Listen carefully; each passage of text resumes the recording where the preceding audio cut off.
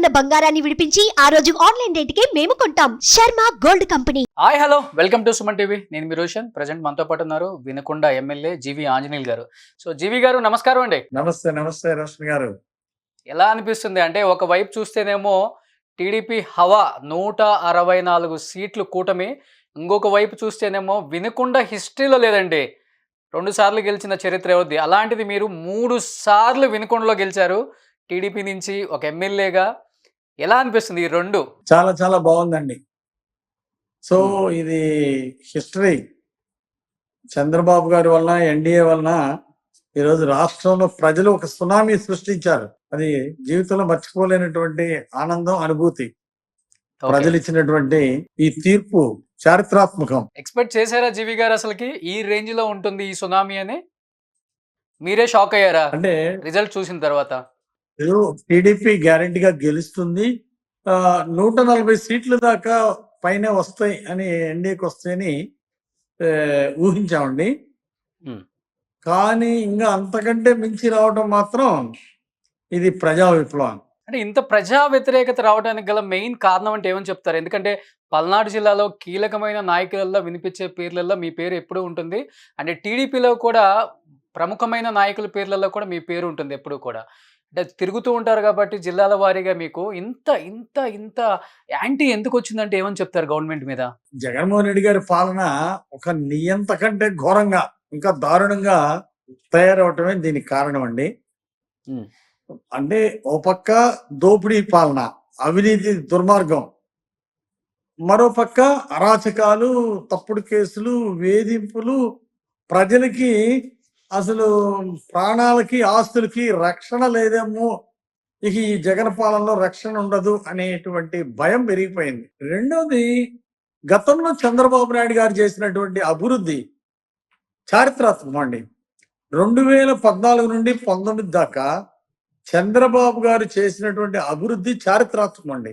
ఇంతవరకు నా జీవితంలోనే కాదు, గతంలో స్వతంత్రం వచ్చిన తర్వాత పనిచేసినటువంటి ముఖ్యమంత్రులు, ఎమ్మెల్యేలని చూస్తే అభివృద్ధి ఈ 5 సంవత్సరాల్లో అభివృద్ధిలో స్వర్ణయుగం అండి. 2014 నుండి 19 దాకా చంద్రబాబు గారి పాలన జరిగిన అభివృద్ధి, గ్రామ గ్రామాన సిమెంట్ రోడ్లు వేయడం కానీ, శ్మశానాలు అభివృద్ధి చేయడం కానీ, మరుగుదొడ్లు ఇచ్చి స్వచ్ఛాంధ్రప్రదేశ్ కార్యక్రమం చేయడం కానీ, అలాగే తార్ రోడ్లు వేయడం కానీ, గ్రామ సీమలకి, తండాలకి తార్ రోడ్లు వేయడం కానివ్వండి, ఇట్లా చెప్పుకుంటూ పోతే కలవట్లు కట్టడం, నీరు చెట్టు కార్యక్రమం, ఇట్లా సీఎం రిలీఫ్ ఫండ్ ఇవ్వడము, అట్లాగే పరిశ్రమలు తీసుకురావడం, లక్షలాది ఉద్యోగాలు ఇవ్వడం, ఇట్లా చంద్రబాబు గారి పాలన ఆ రోజుది ప్రజలు గుర్తుపెట్టుకున్నారండి. ఓకే. అండ్ ఇంకొకటి కూడా హిస్టరీ క్రియేట్ చేశారని చెప్పుకోవచ్చు జీవి గారు. అండ్ ప్రతి ఒక్కళ్ళు కూడా మీ మీద ప్రశంసలు జల్లు కురిపిస్తున్నారు. ఎందుకంటే వినుకొండ చరిత్రలో లేదు. ముఖ్యంగా మీరు 3వసారి ఎమ్మెల్యేగా ఎన్నికవటం అనేది చాలా పెద్ద విషయం. అండ్ కూడా గెలిచిన ప్రతిసారి కూడా భారీ మెజారిటీ, ఆ రెండింటి కన్నా మించి ఈసారి మెజారిటీ వచ్చింది. సో వినుకొండ ప్రజానికానికి ఏం చెప్పాలనుకుంటున్నారు ఈ సందర్భంగా? ప్రజలు ఎక్కువ మెజారిటీ ఇచ్చి మా మీద ఇంకా ఎక్కువ బాధ్యత పెట్టారండి. సో తప్పనిసరిగా ప్రతి ఇంటికి మంచినీరు ఇవ్వాలి. చంద్రబాబు నాయుడు గారు మేనిఫెస్టోలో పెట్టిన విధంగా, చంద్రబాబు గారు మేనిఫెస్టోలో పెడితే ఖచ్చితంగా చేసి చూపిస్తారు. నేను కూడా వినుకొండ ప్రాంతానికి, అలాగే మా పల్నాడు జిల్లాకి ప్రతి ఇంటికి మంచినీళ్ళు స్కీమ్ పూర్తి చేస్తే ఆ విధంగా కొంతైనా ప్రజలు రుణం తీర్చుకోవాలనేది ఒక పట్టుదలండి. రెండోది, వరకపుడిసిన ప్రాజెక్టు గత 70 సంవత్సరాల నుండి ప్రజలు ఎదురు చూస్తున్నారండి. ప్రజల ఆకాంక్ష, పల్నాడు ప్రజల ఆకాంక్ష వరకపుడిసిన ప్రాజెక్టు పూర్తి కావటం.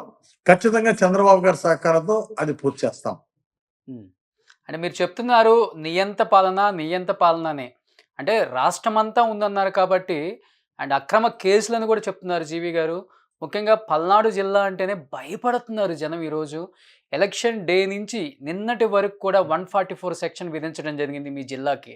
ఎందుకు మరి ఇంత రాక్షసతత్వంగా ఎందుకు ప్రవర్తించాల్సి వస్తుంది అక్కడ అంటే ఏమని చెప్తారు? ఆ జిల్లా టీడీపీ మీరు ఇప్పుడు అధ్యక్షులుగా కూడా ఉన్నారు కాబట్టి మొన్నటి వరకు. అంటే దీనికి ప్రధాన కారణం జగన్మోహన్ రెడ్డి గారి పాలన మొదటిదండి.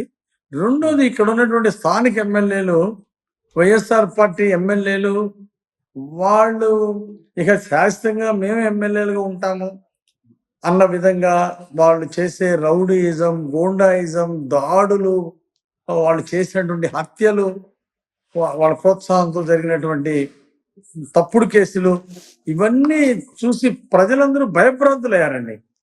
అది ఓకే. ఎంతలా భయభ్రాంతులు అంటే, కనీసం ఓటేసి వాళ్ళు వెళ్ళి సైకిల్ గుర్తుకు ఓటేసి కూడా మేము సైకిల్కి ఓటేసామని బయట చెప్పుకోలేనటువంటి పరిస్థితి తీసుకొచ్చారు ఈ వైఎస్ఆర్ పార్టీ ఎమ్మెల్యేలు. వాళ్ళ యొక్క దుర్మార్గ పాలన, వాళ్ళ యొక్క రౌడీయిజం, ఎదురు మాట్లాడితే వాళ్ళ అవినీతిని ప్రశ్నిస్తే వాళ్ళ మీద తప్పుడు కేసులు పెట్టి జైల్లో పెట్టించారు.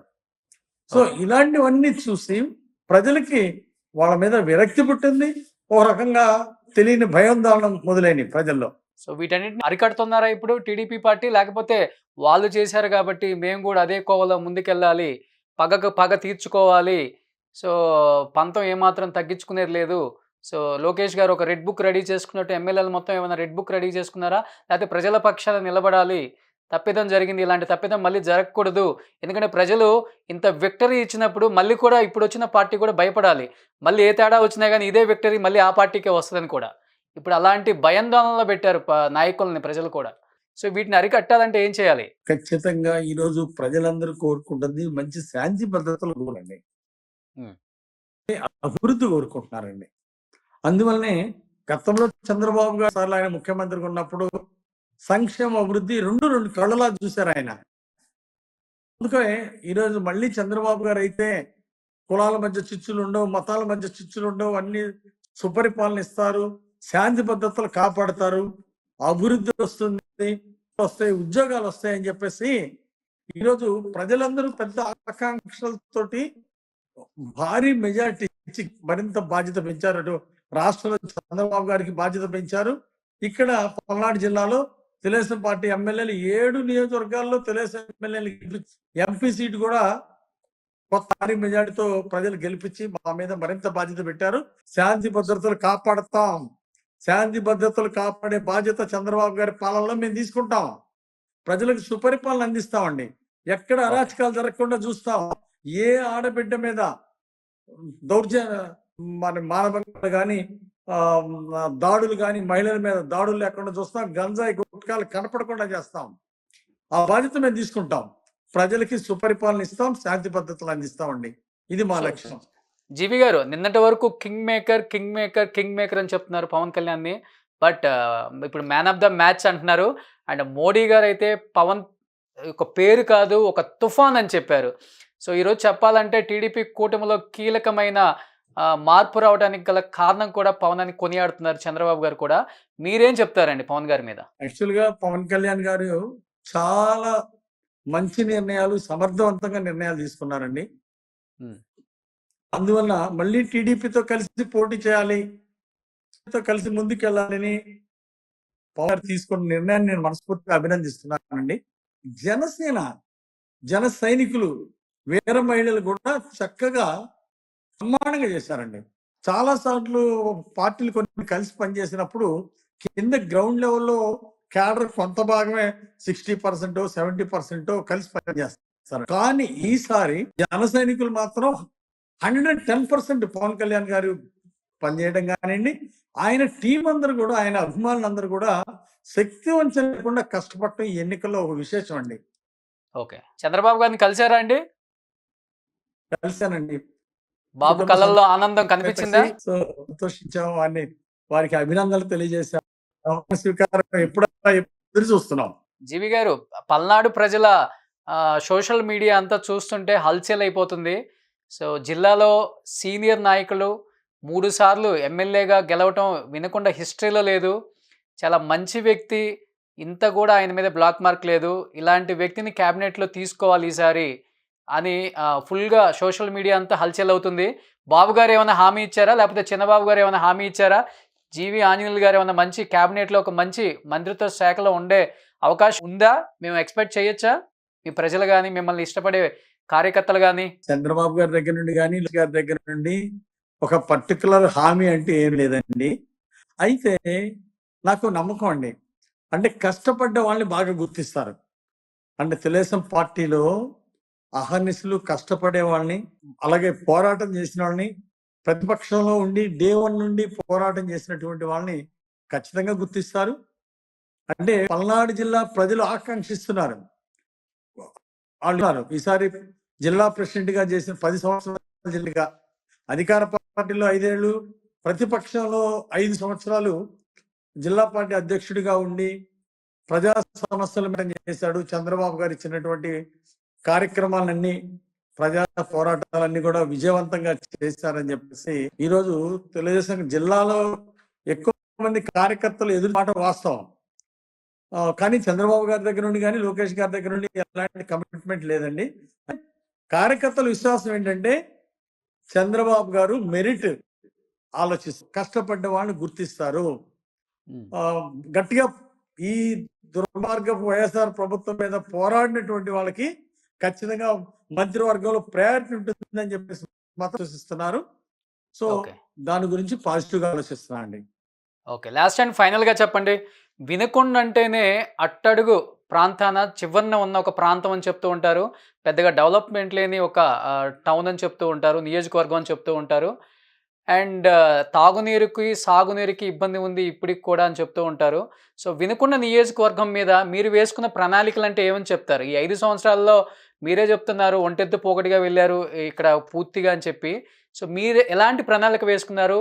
నియోజకవర్గాన్ని డెవలప్ చేయాలంటే ఎలాంటి ప్రణాళిక వేసుకున్నారు? ముఖ్యంగా బొల్లాపల్లి మండలం కావచ్చు, ఈపూర్ కావచ్చు, నూజెండ్ల కావచ్చు, ఇలా వినుకొండ టౌన్ కావచ్చు, ఎలాంటి ప్రణాళికలు వేసుకున్నారు జీవి గారు? లాస్ట్ అండ్ ఫైనల్గా చెప్పండి ఒకసారి. ఇప్పుడు గతంలో నూజెండ్ల మండలానికి రూరల్ అర్బన్ స్కీమ్ ఒకటి తీసుకొచ్చి చక్కగా రోడ్స్, ప్రతి విలేజ్ రోడ్స్, సీసీ డ్రైన్స్ అన్ని కూడా పూర్తి చేసామండి. ఈరోజు మిగిలిన మండలాల్లో సీసీ డ్రైన్ల యొక్క ఆవశ్యకత చాలా ఉందండి. ఎందుకంటే వర్షాలు పడ్డప్పుడు నీళ్లు ఎక్కడికక్కడ నిలవ ఉంటే దోమలు పెరిగిపోయి జబ్బులు వచ్చేటువంటి ప్రమాదం ఉంది. అందువల్ల ఈ జగన్మోహన్ రెడ్డి పాలనలో ఒక్క సీసీ డ్రైన్ కూడా సరిగ్గా కట్టలేదు, ఏ గ్రామంలో కూడా పట్టించుకోలేదు. కాబట్టి ఈరోజు మా మీద బాధ్యత పెరిగింది. ఖచ్చితంగా ఈరోజు ఈ డ్రైనేజ్ వ్యవస్థ బ్రహ్మాండంగా తీర్చిదిద్దాల్సినటువంటి అవసరం ఉంది. పారిశుద్ధ్యాన్ని పెంచాలి. దానికోసం ఇది కంప్లీట్ చేసి తీసుకుంటాం. అలాగే డ్రింకింగ్ వాటర్ పట్టణంలో కూడా, మున్సిపాలిటీలో కూడా గతంలో చంద్రబాబు గారి పాలనలో మేము తీసుకొచ్చినటువంటి నిధులు కూడా పూర్తి చేయాలి. ఆ స్కీమ్ అట్లాగే పడేశారు. కాబట్టి ఈసారి ఆ తాగునీటి స్కీమ్ పూర్తి చేసి ప్రతి ఇంటికి మంచినీళ్ళు ఇస్తాం. దాంతో పాటు ఈ సీసీ డ్రైన్లు పూర్తి చేయడంతో పాటు ప్రతి ఊరికి పెద్ద పెద్ద ఎస్సీ కాలనీ ఉన్న కాడ, పెద్ద పెద్ద ఎస్టీ తండాలు ఉన్న కాడ, పెద్ద పెద్ద గ్రామాల్లో ఈరోజు ప్రజలు కళ్యాణ మండపాలు కోరుకుంటున్నారు, లేదా కమ్యూనిటీ హాల్స్ కోరుకుంటున్నారండి. సో అలాంటి కమ్యూనిటీ హాల్స్ తీసుకొస్తాం. దానివల్ల ప్రజలకు కూడా చాలా ప్రయోజనం ఉంది. హెల్త్ అండ్ ఎడ్యుకేషన్ అండి, వినుకొండలో ఇంకా బాగా తీర్చిదిద్ది మంచి హెల్త్ వైద్య సదుపాయాలు ఇవ్వాల్సిన ఉంది. అట్లాగే వినుకొండకి ఒక గవర్నమెంట్ ఇంజనీరింగ్ కాలేజ్ కానీ, అగ్రికల్చర్ కాలేజ్ కానీ లేవు. వైసీపీ ప్రభుత్వంలో కూడా దాన్ని విఫల్యం చెందింది. ఖచ్చితంగా ఈసారి కాలంలో ఒక పాలిటెక్నిక్ కాలేజ్ కానీ, లేదా ఒక అగ్రికల్చర్ కాలేజ్ కానీ, అట్లా గవర్నమెంట్ కాలేజీలు తీసుకురావడం ఒక లక్ష్యం. అట్లాగే ఇంకా వరకపుడిసెల ప్రాజెక్టు పూర్తి చేసి ప్రజలు రుణం తీసుకుంటామండి. అంటే అక్కడ ప్రజల కోరిక కూడా జీవి గారు, ఎంతో మంది ప్రజల విజ్ఞప్తి మాకు కూడా పంపించారు. పల్నాడు జిల్లాలోనే అతిపెద్ద మండలం బొల్లాపల్లి మండలం, ఇప్పటికి కూడా డబల్ రోడ్ లేదు, తాగునీరు సదుపాయం లేదు, సాగునీరు సదుపాయం లేదు. దాదాపు 1000 ఎకరాల చెరువు ఉన్నా కానీ కాలం నుంచి నింపుకునే సదుపాయం ఉన్నప్పటికి కూడా ఏ ఎమ్మెల్యేలు పట్టించుకోవట్లేదు, ఏ మంత్రులు పట్టించుకోవట్లేదు, ఏ గవర్నమెంట్లు పట్టించుకోవట్లేదని ప్రజలు గగ్గోలు పడుతున్నారు. ఈసారి ఆ మండలం మీద ఫోకస్ పెట్టే అవకాశం ఉందా జీవి గారు? మీరు చాలా మంది ఎస్సీ ఎస్టీలు బీసీలు పేదవాళ్ళు ఉన్నటువంటి మండలం అండి బొల్లాపల్లి మండలం. అక్కడ చాలా ఆవశ్యకత ఉంది. నేనైతే బొల్లాపల్లి మండలాన్ని దత్తత తీసుకున్నా ఈ పీరియడ్. అక్కడ ఖచ్చితంగా ఎక్సలెంట్ ఎక్సలెంట్ అండి, గ్రేట్ గ్రేట్ గ్రేట్ జీవి గారు. థ్యాంక్ యూ అండి. ఎందుకంటే పేదలు ఎక్కువ ఉన్నారు, పేదలకి సేవ చేయడం కోసం, నా ప్రాంతాన్ని అభివృద్ధి చేసుకోవడం కోసం, జన్మభూమి రుణం తీర్చుకోవడం కోసమే నేను రాజకీయాల్లోకి వచ్చాను. కాబట్టి బొల్లాపల్లి మండలంలో ఎక్కువ మంది పేదలు ఉన్నారు. అక్కడ తాగునీరు సమస్య పరిష్కరించటము, రోడ్లు సరిగా లేవు సార్. మండల హెడ్ క్వార్టర్ దాకా డబల్ తార్ రోడ్లు వేయటము, ఆ తర్వాత మిగిలినవన్నీ కూడా కొన్ని వాళ్ళకి రోడ్స్ లేవో అక్కడ తార్ రోడ్లు నిర్మించడం, ఇవన్నీ కూడా బాధ్యత తీసుకొని ఖచ్చితంగా పూర్తి చేస్తానండి. వరకపుడిసెల ప్రాజెక్టు పూర్తి చేసి 70 ఏళ్లుగా ఎదురు చూస్తున్నటువంటి పని కళని సాకారం చేయాలనేది నా లక్ష్యం అండి. అట్లాగే లాస్ట్ అండ్ ఫైనల్ గా ఇంత విక్టరీ ఇచ్చిన ప్రజలకి అండ్ వినుకొండ నియోజకవర్గానికి ఏం చెప్పాలనుకుంటున్నారు మీ సైడ్ నుంచి? అందరూ కూడా మా మీద నమ్మకంతో భారీ మెజార్టీలు ఇచ్చారండి. అవును. ఆ పాత రికార్డులన్నీ బద్దలు కొట్టి కొత్త రికార్డు ఇచ్చారు. ఎంపీతో సహా హైయెస్ట్ మెజార్టీ ఇచ్చారు. పార్టీ ప్రజల రుణం తీర్చుకోవడానికి చంద్రబాబు గారి నాయకత్వంలో అభివృద్ధి కోసం సస్యశ్యామల కోసం గోదావరి పెన్నా నదుల అనుసంధానం అండి. ఇది చాలా కీలకంగా మా జిల్లాకు ఉపయోగపడుతుంది.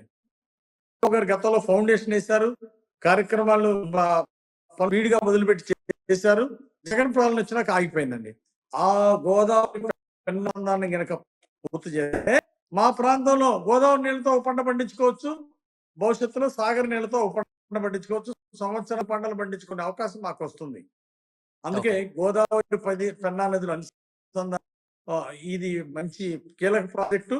అలాగే బొల్లాపల్లి మండలానికి నీళ్లు ఇవ్వడానికేమో వరకపుడిసెల ప్రాజెక్టు, ఈ 2 ప్రాజెక్టులు పూర్తి చేసుకుంటాం.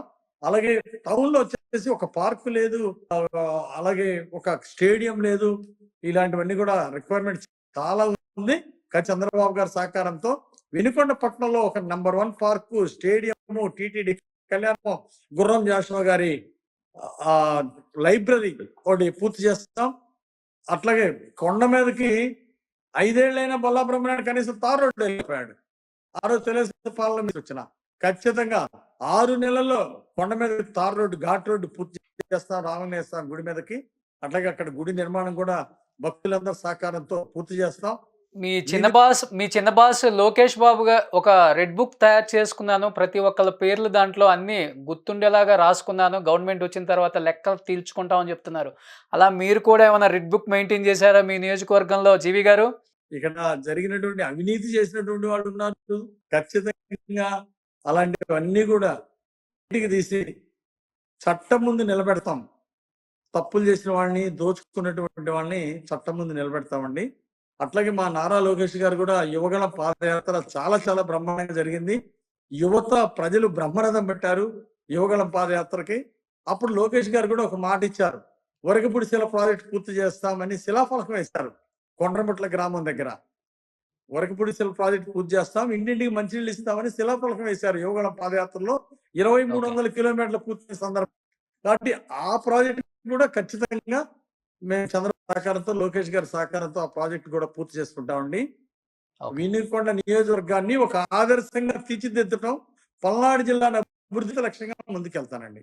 సూపర్ అండి, గెలిచారు, ఫుల్ జోష్లో ఉన్నారు, కార్యకర్తల కోలాహలంతో నిండిపోయినాయి అందరు ఎమ్మెల్యేలు ఇల్లు కూడా. సో ఎనీహావ్ ఇంత బిజీలో కూడా లైవ్లో జాయిన్ అయినందుకు థ్యాంక్ యూ సో మచ్ జీవి ఆంజనేయులు గారు. వన్స్ అగైన్ కంగ్రాచులేషన్స్ అండి. Thank you so much Roshan గారు, థ్యాంక్ యూ, ప్రత్యేక ధన్యవాదాలు. సుమన్ టీవీతో మాట్లాడే అవకాశం ఇచ్చినందుకు మీకు మీ యాజమాన్యానికి ధన్యవాదాలండి. థ్యాంక్ యూ అండి. Thank you so much.